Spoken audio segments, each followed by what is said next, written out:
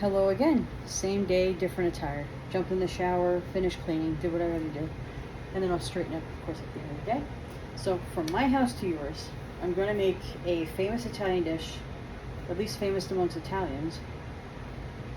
I just call it gnocchi and broccoli rub, and I like to make chicken sausage with it.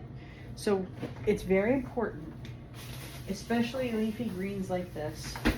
You need to do a thorough rinse on them because they're very sandy.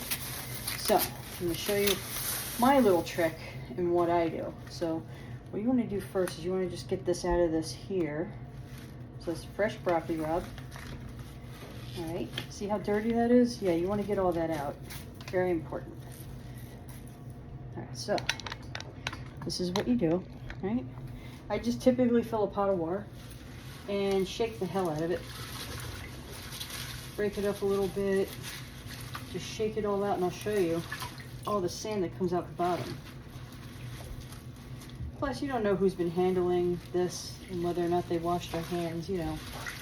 Although you are cooking it, so most of the germs would be killed anyway. But the important thing is to get the sand out. There's a lot of sediment in this, so what I need is a bowl. Put this in. Right. Just gonna give it a good rinse too, so get anything excess off of it. There we go. Perfect. Okay, so it's a little bit of a messy dish, but I probably should have used the mixing bowl to put this on. All right, just lay this at the top here like this. Stay. Stay. All right. With the exception of some of the leafy green part here, I don't like to waste anything. Try to use as much as I can. Oh, just that kind of day. Yes, this day has not ended yet. It is the same day I showed you how to make that delicious riverbed steak. That I did not show you the final result because I couldn't help but take another bite, and then another bite, and then another. Next thing you know, the steak's gone. So, I wasn't even craving a steak per se, but it was just, I was truly impressed. Truly impressed by everything. All right. I'm just going to bring you closer. All right. See that? Here. Yeah, I'm not prepared. I'm not prepared. All right, so let's go ahead and turn this on. Boop. All right, so now you can kind of see inside here all that crap that came out of the broccoli rub. That is why you want to wash it thoroughly, kind of like you said there. All right, next thing we're going to do is, why don't we get the sausages going, okay? So I just take a pan like this, doesn't matter, it could be a saucepan, it could be a pot. I'm just gonna use this. And we're gonna boil the sausage for about 10 minutes. And you don't have to wait for the water to boil to put them in, at least I don't. Just get this going, and because it's in a frying pan, it'll probably start boiling relatively quickly. So let's get that set. Don't you go spilling on me too now. All right, so you got that going. All right, we're gonna need some garlic, a lot of it, grated cheese, and what am I looking for? Oh yes, sausage. Now, you could do spicy or non-spicy. For this dish, I think most people tend to like the non-spicy better. So I'm gonna use the Premio Sweet Italian Sausage. We'll go ahead and pop these in. All right. I'm just gonna take you around as I go. So this way here, you at least get as optimal as an image as possible as I'm showing you how to cook, all right? Now this, I know I say all these dishes are a hit, but this one, especially amongst guests, this is my sister's favorite dish that anytime I offer to go to her house and cook, this is what she asks for. Either that or beef stroganoff, but this one here, this is her primary favorite. Maybe one day, if my brother-in-law isn't so camera shy, he could teach you how to make his famous polenta, which is absolutely delicious. That is a dish I ask him to make me for my birthday dinner almost every year. It's not difficult, but it does require a lot of your attention, and it can be very messy because you're basically cooking it using a mixer. All right, so we could probably pop this back in the oven. This is my pizza brick, or a bread brick, or anything like that. I got this going. We're gonna put a little bit of water in here. We're gonna start boiling down the broccoli rabe, and then once it's has the consistency of cooked spinach, I'll show you what that looks like. So we have about an inch worth of water here. All right, we're gonna go ahead and pop these in. Actually, you know what? I'm gonna put you over here because I'm not gonna deal with you for a while. So do this. Okay. You hang here. All right. Well, I can deal with this.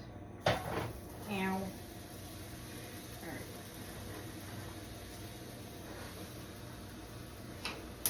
Alright, so do that. My famous cutting board. Yes.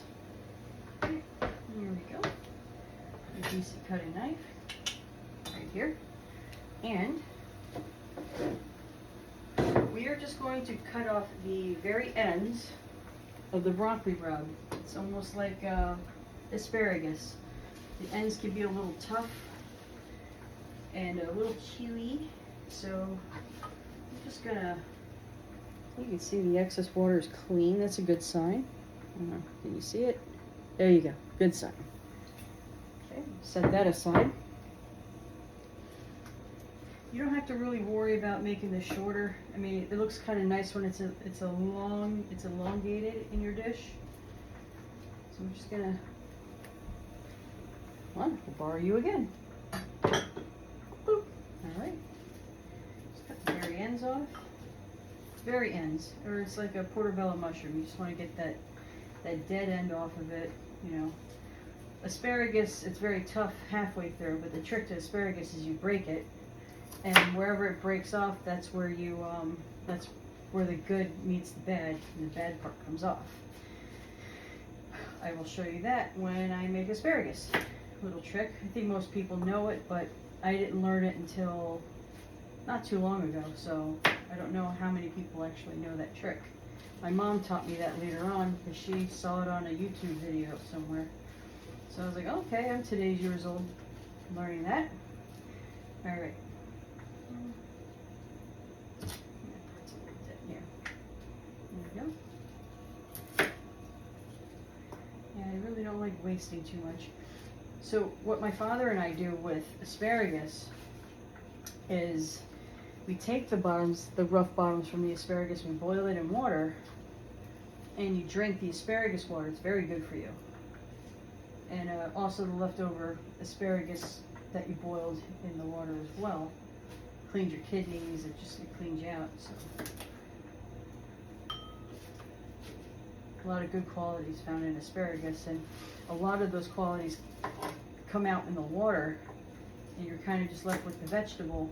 Has nutrients in it, but you get a lot of it from that asparagus water. For those that want to do a nice little gastric flush, and you will smell it in your pee. You absolutely will. There's no getting away from it, but at least you know you're getting cleaned. Is it just me? Sometimes it'll take at least a day and a half later before that smell does kick in, and when it does, I have that weird smelling pee. I'm like, oh my gosh, there's something wrong with me. And then I'm thinking, like, what did I eat? Oh yeah, asparagus, okay, I'm fine. All right. So here you go. You got this going. We're gonna save this because we're gonna cut the sausage up after we saute it. So what we do with the sausage is we're gonna boil it for 10 minutes, okay? And then we're gonna fry it a little bit, just to brown it, and then we saute.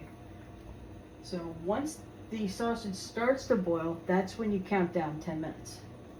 You can probably chuck this.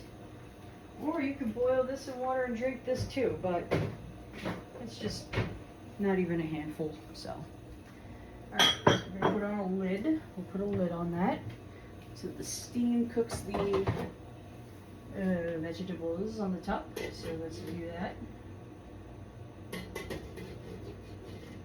This is not the lid. Where is the lid? Oh, you know what I think I did? I think I used it to cover the steak when it was splattering. It's still in the dishwasher. Alright, so while that's going, what you can do here, because I only used a little bit of water, is you can start to season it. So what I'm going to do is, this is a very garlicky dish, at least in my house it is. So you're going to use a healthy bit of garlic on this. I'm going to say 1 pack, or basically almost a bowl worth. All right, you're going to coarsely chop it, and this is going to give it a nice flavor. Or typically what I'll do with the garlic itself, I'm going to show you. You kind of make your own garlic flavored olive oil. So this dish requires a lot of olive oil, a lot of garlic, and my sister and I do like Parmesan. Unfortunately, this is the only one I have for now. Usually I use fresh Parmesan, it's very good. Alright, so what you're going to do is you're going to coarsely chop this. Alright, so there's no science to it really, you just kind of cut it thin along it, and then, you know, there you go. It's coarsely chopped, just like that. Alright, you can go ahead and put it in that clean bowl. Alright, and I'll show you what you do with this when you make garlic olive oil. I'll just tell you what you do. So what you do is you take the amount of olive oil that you want in your dish. Let's say it's a half a cup. And what you do is you put that olive oil in a small pan or a small sauce pot, right?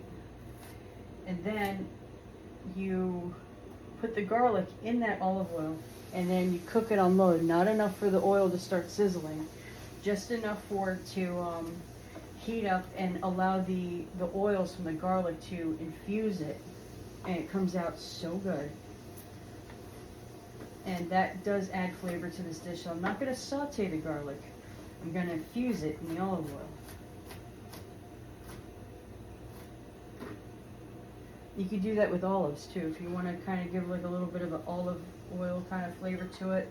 What you could do, like if you're making a charcuterie dish, you want to make it fancy schmancy, you take olives, like Kalamata olives or the sweet green olives, not the bitter ones. You take the olives, you put them into the olive oil, only heat it so that they infuse into it, and then you could do like the outside of an orange peel, like an orange zest little swirly thing, and it gives it a little bit of a zing to it. The citrus gives it a nice flavor.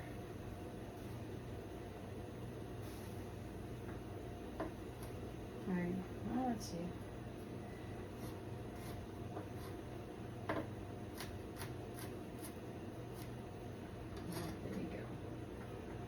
Nice coarsely chopped. You can get through this in a couple seconds. So I want to say, what did I use? About 8 cloves of garlic. The Queen of England would hate me. She, from what I've heard, and I've read an article like what the Queen likes, what the Queen hates. So the Queen has a chef that doesn't use garlic. She does not like it. We can't be friends. We cannot be friends. She would hate me in her kitchen, that's for sure. I don't know. Can lizards eat garlic? Just kidding, guys. I don't think she's a lizard. But vampires don't. They hate garlic. Gee, I wonder.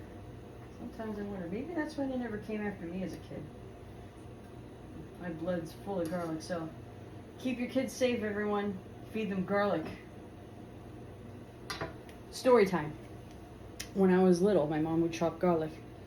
I took it, Mom's like, it's spicy, you're not gonna like it. So I bit. Of course, at first I'm like, But but then the aftertaste. So then I took another. Next thing you know, I'm eating cloves of garlic. And my dad's like, oh, let her eat the garlic, it's good for her. Plus, it keeps the boys away. Well, yes. I'll tell you though, garlic is so potent. You can brush your teeth 1,000 times. It's gonna come out through your pores. I mean, I almost went to smell my hand. It's in my hand. And did you know that if you chop a piece of garlic and you put it on one of your toes, I think it's the big toe, within 20 minutes you're gonna taste it, because the garlic actually seeps into your pores, through your bloodstream, and then into your taste buds. Like, you can actually taste it. For example, when you have saline initially put into your blood, right, it kind of tastes like a hint of chlorine or swimming pool. Like, you get that, you can kind of smell it, kind of taste it. So anything in your bloodstream does influence your taste. So, all right, so you can see here, it's not quite done yet, but I will show you. There we go. Yeah, so it's almost any kind of leafy green like this, like Swiss chard, escarole, spinach. You saw how big this was. It was sticking up out of the pan. Spinach and broccoli rub, right? I think collard greens as well. It turns into this, yeah, it starts to wilt kind of, essentially, and it shrinks in size. Now, when you know something's been blanched, I know blanched kind of means whitened. When you know that you want to keep that crispy taste, but you kind of want it to cook through a little bit, it turns the bright color of what it is. For example, if you were to saute carrots or boil them real quick just to soften them up, they'll turn a bright orange. So we have this. We're going to start sauteing this, but let's get this in a small frying pan. Let's see, I got a baby one here somewhere. Where is it? Boy, let's see. Nope. There it is. Got my little baby here. Little baby frying pan. All right. So what we'll do, we'll put a little bit of olive oil. I'm going to do about a 1/4 cup. Don't want to go too crazy. I could always add more later in the dish. So let's get this about 1/4 cup worth here. All right. Got this on the small burner. All right. I'm just going to put the garlic on, just like this. Probably put a little bit more olive oil into it. There you go. I think we're officially finished. Thank you for all your help. Okay. So here, we're going to put this on super low. Just enough to heat it up a little bit. So I have it barely lit. Alright? I'm just going to allow the olive oil to surround the garlic. I'm thinking I'm going to need a little bit, because I usually use a little bit more olive oil anyway. So we put a little bit more in, all right, which is just more room to infuse the garlic, right? So, all right, it's a little bit more than a 1/4 cup. I don't think it's a 1/2 cup. I don't think, I just, shouldn't be too bad. All right.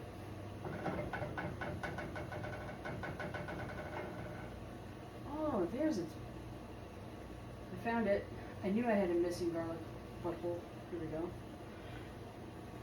This thing, the hard side. Nobody wants to chew through that, so I'll take that out. Alright, I'm going to set this aside. It's my corn casserole. My sister and my brother-in-law loved it. Alright, so we're going to take this off the heat momentarily. Okay, and then let's see. Just going to drain out most of the water. For the sake of being healthy. There we go. Okay. The water's green, so I'm imagining like asparagus. So most of it, you have a little bit in there, like a 1/4 cup worth, maybe a 1/2 cup worth. Alright, so it shouldn't interfere too much with the flavor. But from this point, what I'm going to do here is I'm going to start seasoning. Alright, so more garlic, but this is like the garlic and herb stuff, so I'm just going to do a sprinkle. Not that much is coming out, so it looks like it's more than you think. But go ahead and take a look. Not too much, right? Okay. Maybe you want to use salt. Thought about doing my my black, what do you call it, my black truffle salt. So we're just gonna do like a light sprinkle here. All right. Of course, we're gonna do pepper. Let's sprinkle with pepper. Oh, let's turn this back on. All right.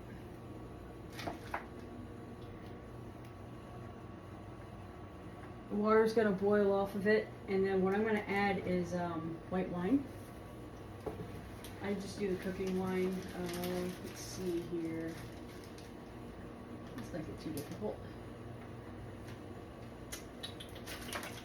Let's see. Where is my white pepper? I think my sister still has it, if I'm not mistaken. She very well may have it.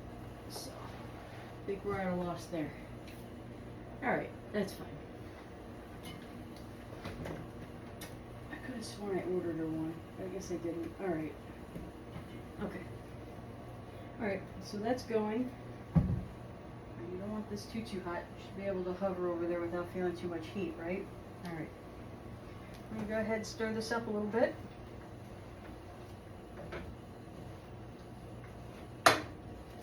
Ooh, splashies.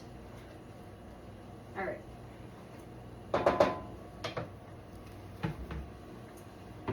So, I'm going to do white wine. Or you could do sherry, but let's see if I have white wine. I should. Yes. Yes. Yes, yes, yes. I use cooking wine, Holland House. Not too bad. So we'll go for that. The sausage is just about done. It's okay if you go a little bit more than 10 minutes. Better a little overcooked than undercooked because we're only going to saute it a little bit. So I would rather not have raw sausage. Ah, yes. It smells so good. Alright, so let's go ahead and mix that in there. Oh, and the famous gnocchi. Right. Now I know how to make it from scratch. One day maybe I'll show you how to do it. And it's gluten-free the way I do it. It's strictly potato, rice flour, rice gum, and 2 eggs. I forget how many russet potatoes. I think it's 7 russet potatoes. I want to say it's a half a cup of rice gum flour and then a cup of rice flour. Don't hold me to it. I have to look at it again. But you don't want to put it in the refrigerator. You have to make them first. I made that mistake, and the condensation from the refrigerator made it not bind to itself. So that was annoying, to say the least. All right, so we can go ahead and we'll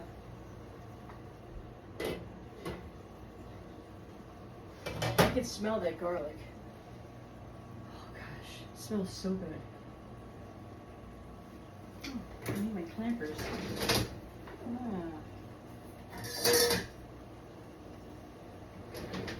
All right.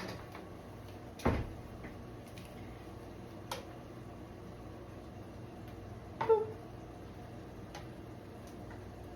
Do not throw that water away. You're going to use it to boil the gnocchi in. You want to save, right? Save on water, save on everything. But the sausage water does give it a nice flavor. So we're going to set that aside.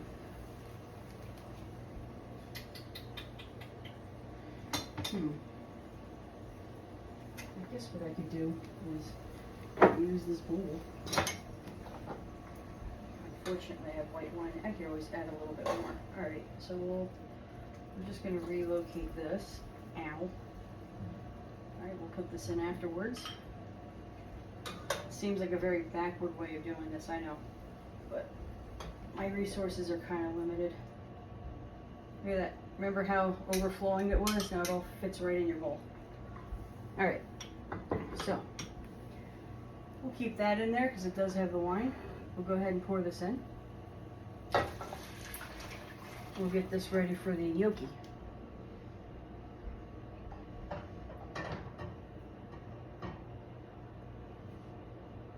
Yeah. You know what? I don't think you need too much water to do it, so we can get this going. We'll start sauteing the sausage. All right, put it on medium heat. Pop these bad boys on there.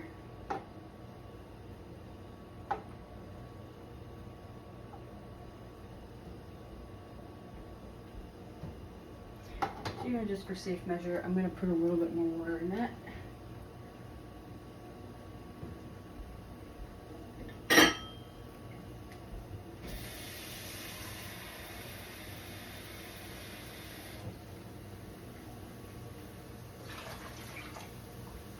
A little more.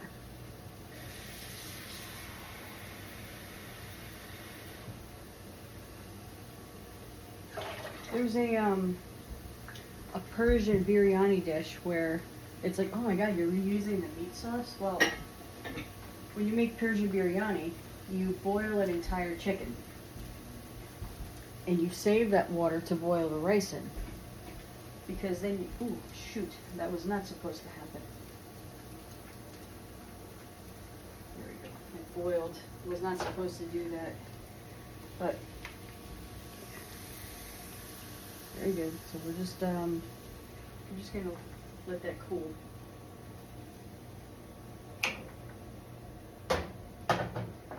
You're only supposed to infuse it, so now the olive oil did saturate a little bit, but that's fine.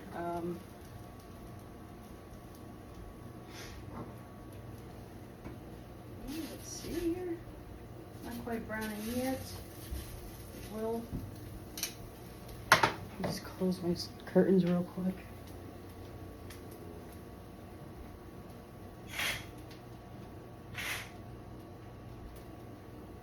Got that creep walking his dog outside. He likes to look in my apartment. I don't know where people get off being so creepy. Alright. I mean, I know I did a nice job at the place, but come on. None of your business. Alright.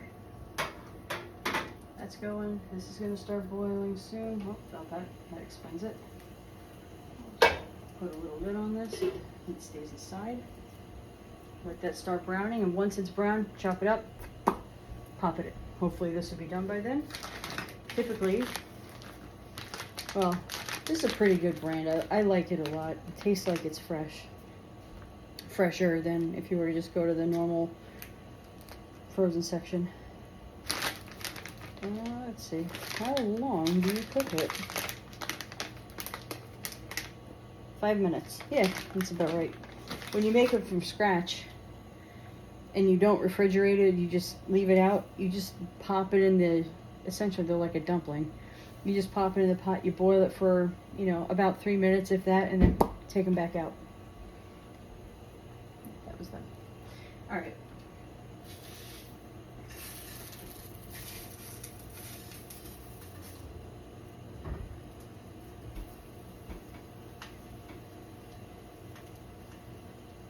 How much oil on these guys?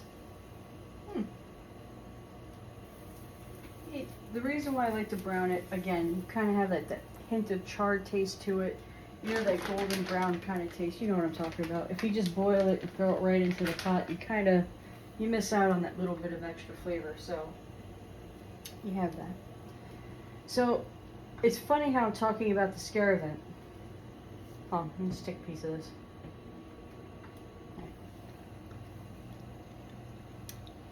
Perfect. It's perfect. All right. I thought maybe you might need a little bit of this, a little bit of that, but what it is by itself before you put it in here, it's perfect. Just the right amount of salt, right amount of pepper, and right amount of garlic pepper. Now, by nature, this is a bitter plant, but it goes very good with the chicken and the garlic and everything. It just ties so nice together, and you get that hint of sweetness with the Parmesan cheese. So this is a little bit brown, so this is pretty good. Turn this off. All right.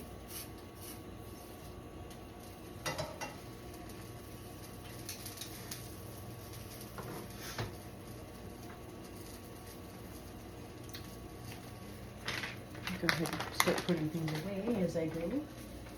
I have to clean my kitchen yet again, but that's okay. It's therapeutic. It's my kitchen, right? I like my kitchen clean. So we'll go ahead and let these cool for a second, otherwise, you know, I'll burn my little sausage fingers trying to cut these little sausage fingers. Alright, so we're officially done with this pan. That is complete. Alright, so this is just now starting to boil. Now this is when you want it to start boiling, when you put stuff in. Anytime you use macaroni of any kind, you make sure the water is at a rolling boil first. I wish this thing sat up higher so you can see what the heck I'm doing. But hopefully in my new kitchen, I have the island. I could just pop you on the island and then you can see the entire world. Play off. Oh, sorry, being stupid. Alright. I can hear my dad yelling at me, always cut away from you. And I didn't. Alright, so this is at a rolling boil. So 725. Actually, you start the timer after it starts boiling again. But it seems to be... Alright, so we'll do 726. Because it's not boiling yet. See, it's pseudo-boiling. Alright? Once it starts boiling, that's when you set the timer. That goes for any... Well, that I know of, any macaroni.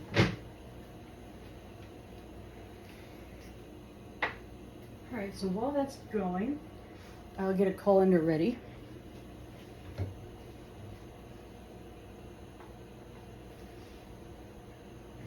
Oh, this should work. My other colander is like on the bottom, so if you run out of colanders, right, use the steamer. Technically, I probably could have steamed that just like this, but oh well, you make do with what you have. Alright, I'm just going to put this used spatula down here, which it's going to hold this on an angle so it doesn't airtight suction cup against the sink. This one, my sink is weird. Like things will stick to it and I can't, I'm like, why isn't it draining? I'm like, and then it goes. So I have that spatula laying on its side there. So when I pour it in, the water will have a way to get out of there and it's not going to get stuck and I don't have to risk burning myself to try to get the pot out. Alright, so it's 721. Well, what I'm going to do is, once I'm finished cutting that, I'll put them back in here just to hold it. Alright, so to speed up the process, I usually do 2 at a time. I usually do about 2 at a time. Come on, don't be shy. There we go. Alright.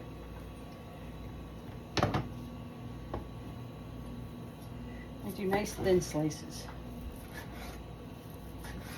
And sometimes you do get some juices that come out of it, but you can see that they're kind of dry. I might have cooked them a minute or two too long, but that's fine. At least they're cooked. What you want is this to be cooked all the way in the middle. Alright? It's a little pink, but I think that has a lot to do with the flavor. Plus, they will continue cooking while you're sauteing everything together, but that's why I want to get the bulk of the cooking, because we are dealing with chicken sausage here. You want to cook it as much through as possible.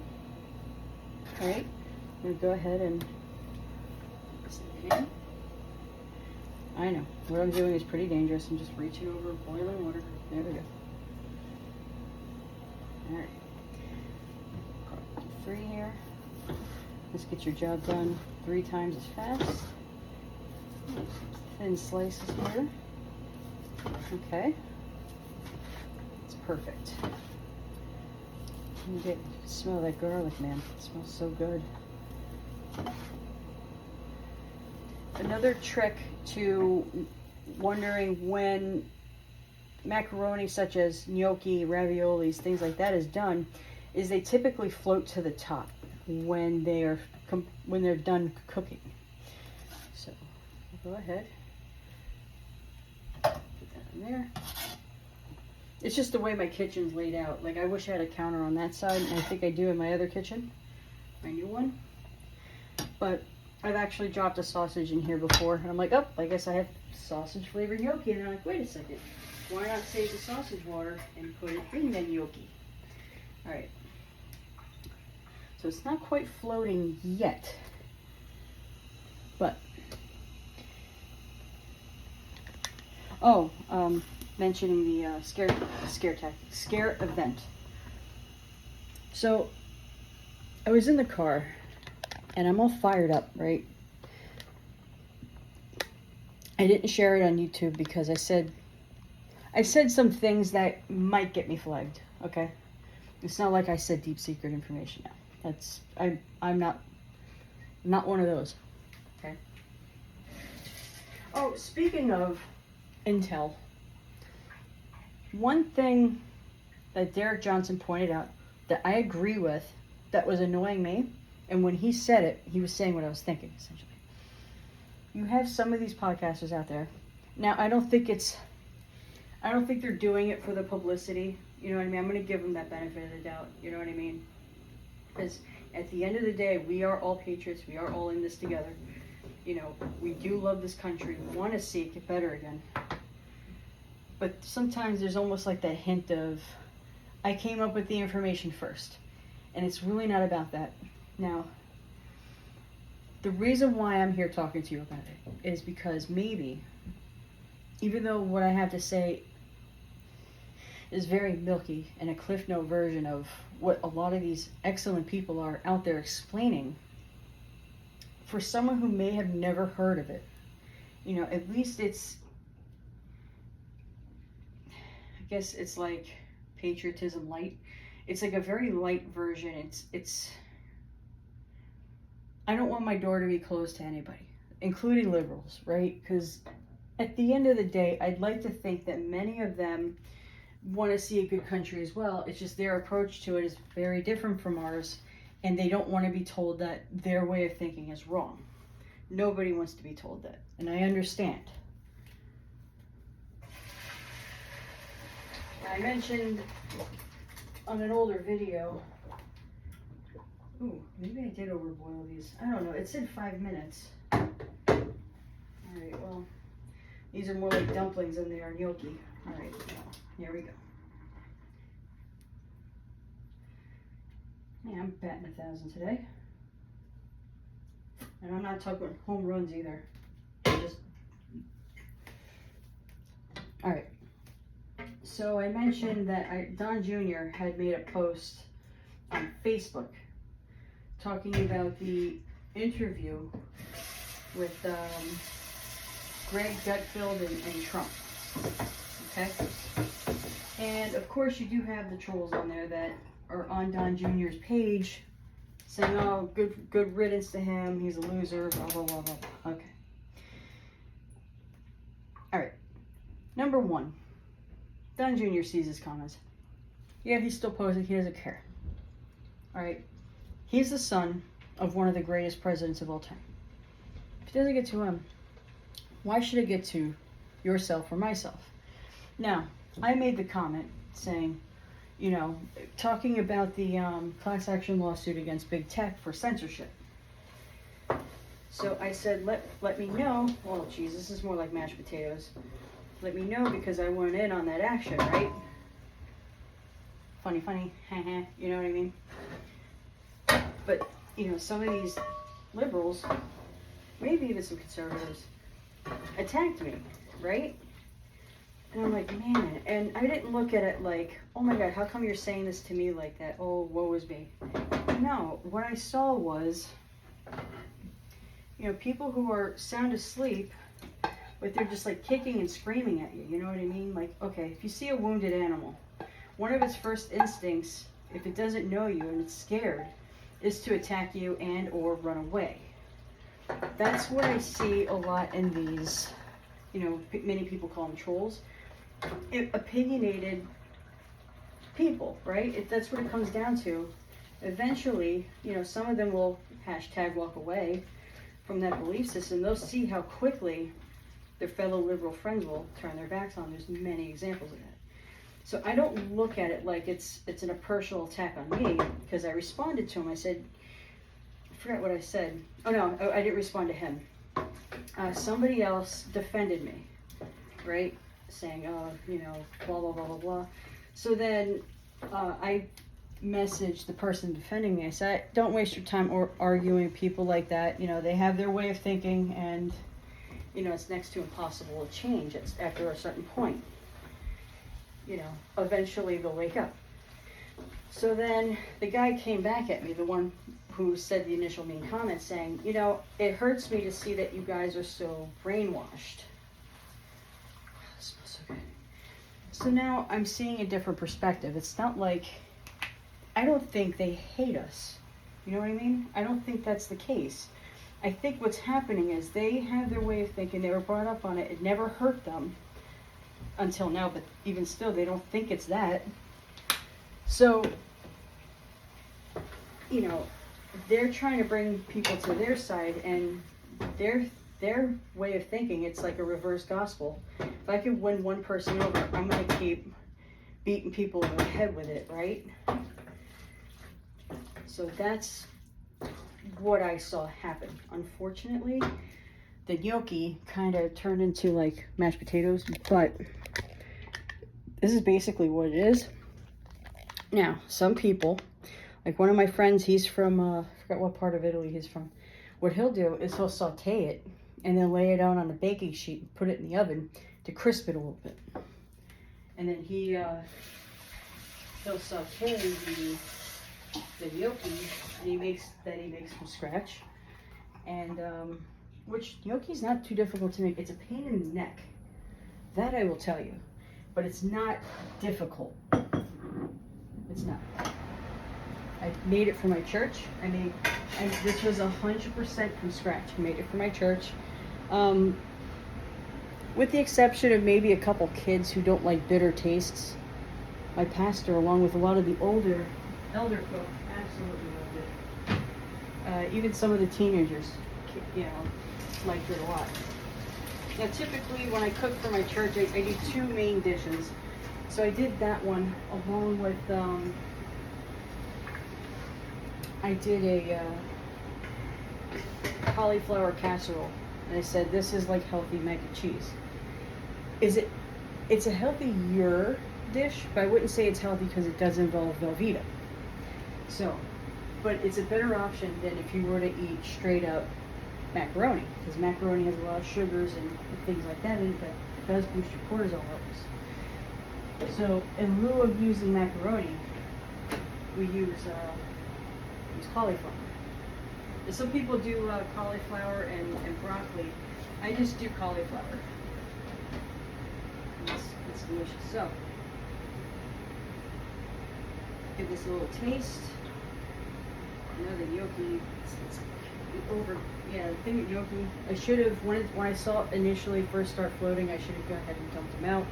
Because gnocchi is probably one of the few macaronis that you can undercook and it's not too chewy. I like mine a little bit more well done than al dente. Not squishy, that's terrible. Al dente, but a little more on the soft side than on the hard side. My dad, he could practically eat macaroni raw. He loves it super al dente. I like mine a little softer. So let's give this a shot. Oops, I said the SH word on YouTube. Give this a taste. You can twirl this like macaroni. Like that.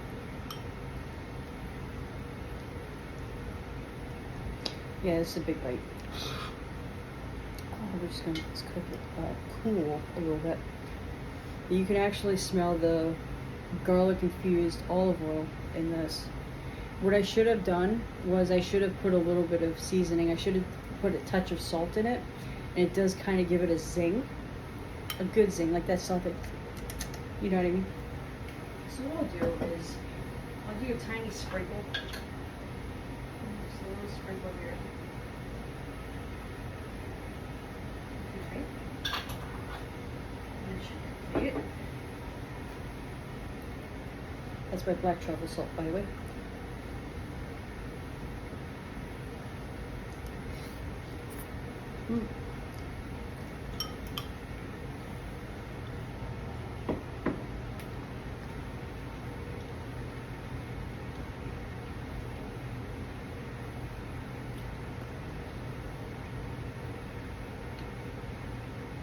to your food.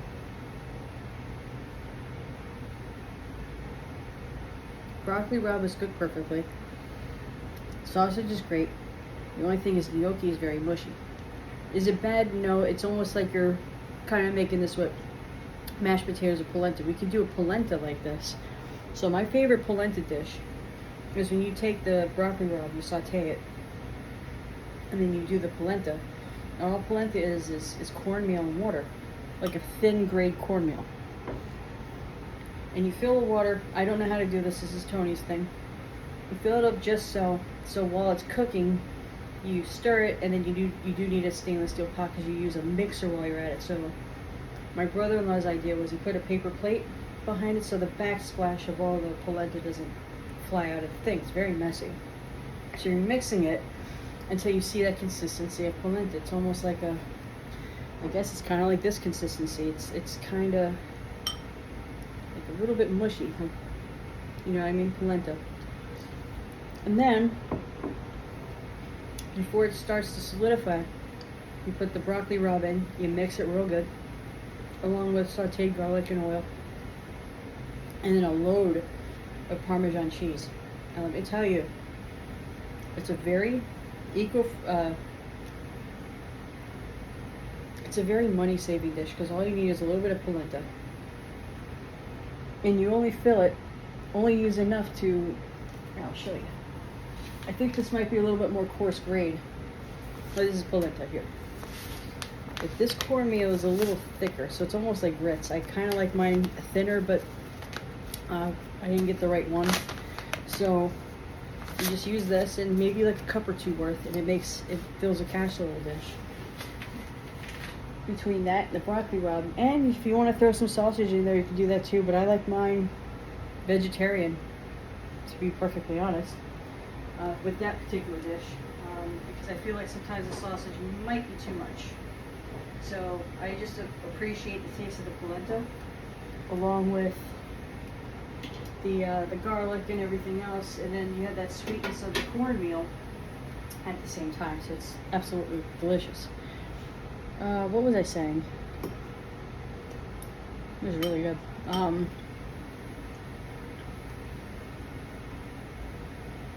Forget.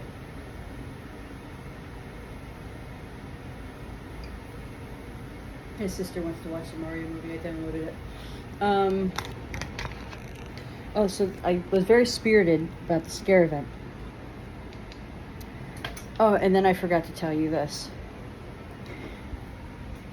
Anytime a podcaster says Intel update, breaking news, or breaking intel, secret this, or almost like they have all this information, you go to watch the video and you're disheartened because you have what seems to be a sensationalist. I mean, it may not be that they're sensational, but they're getting new information.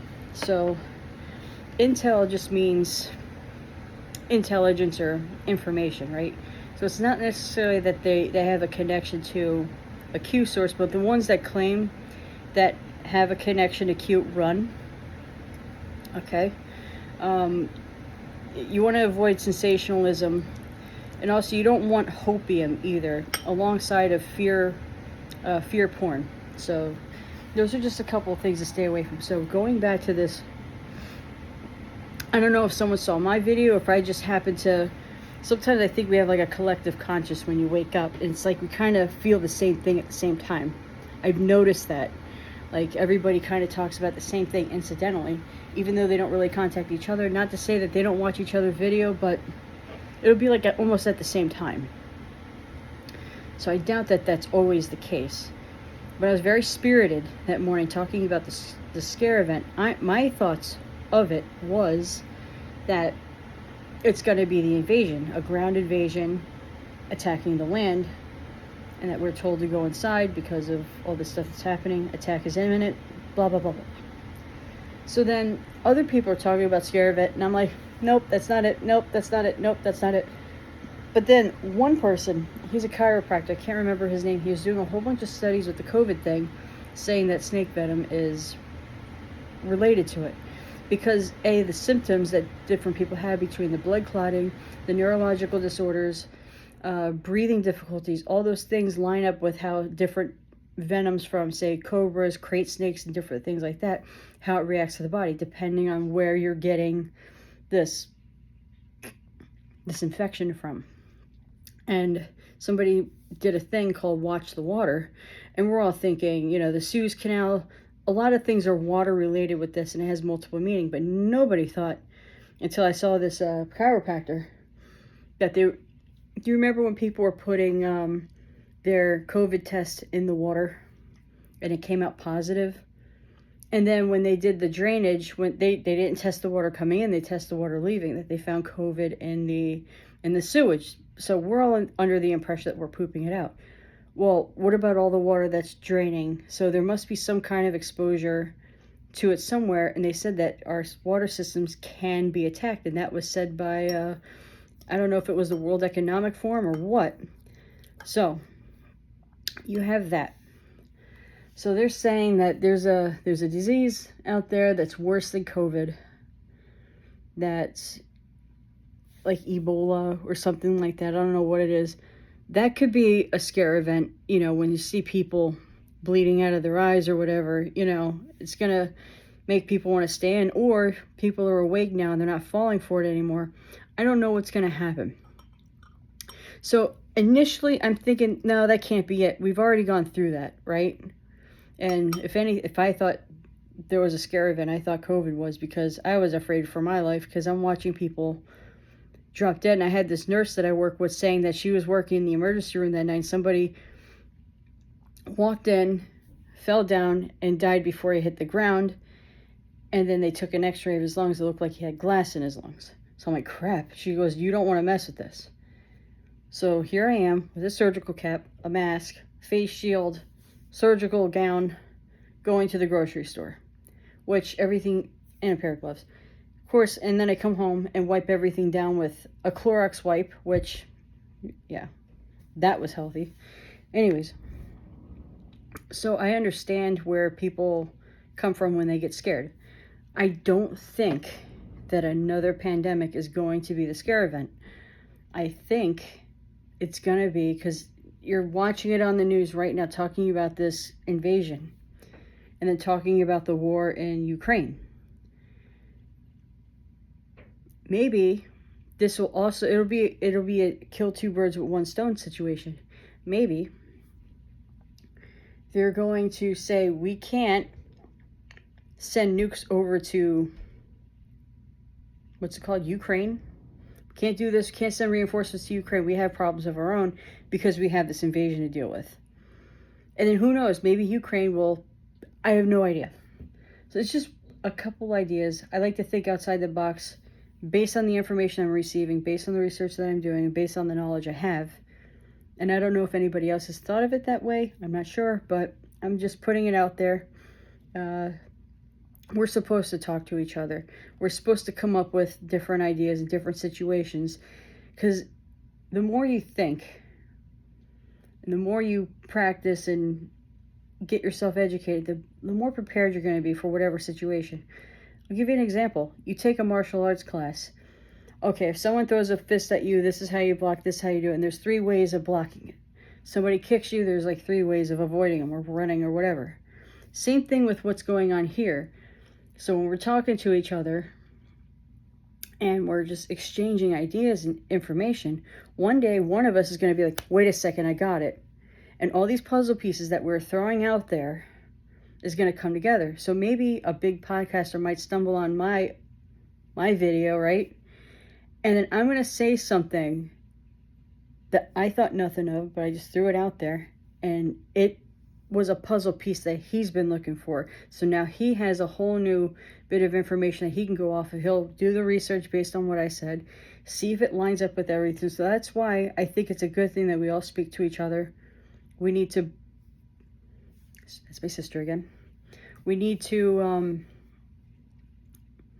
unlike what COVID did, which separated us, we need to reunite. All right, I love you guys. Keep your head on a swivel. Keep your chin up. Love yous.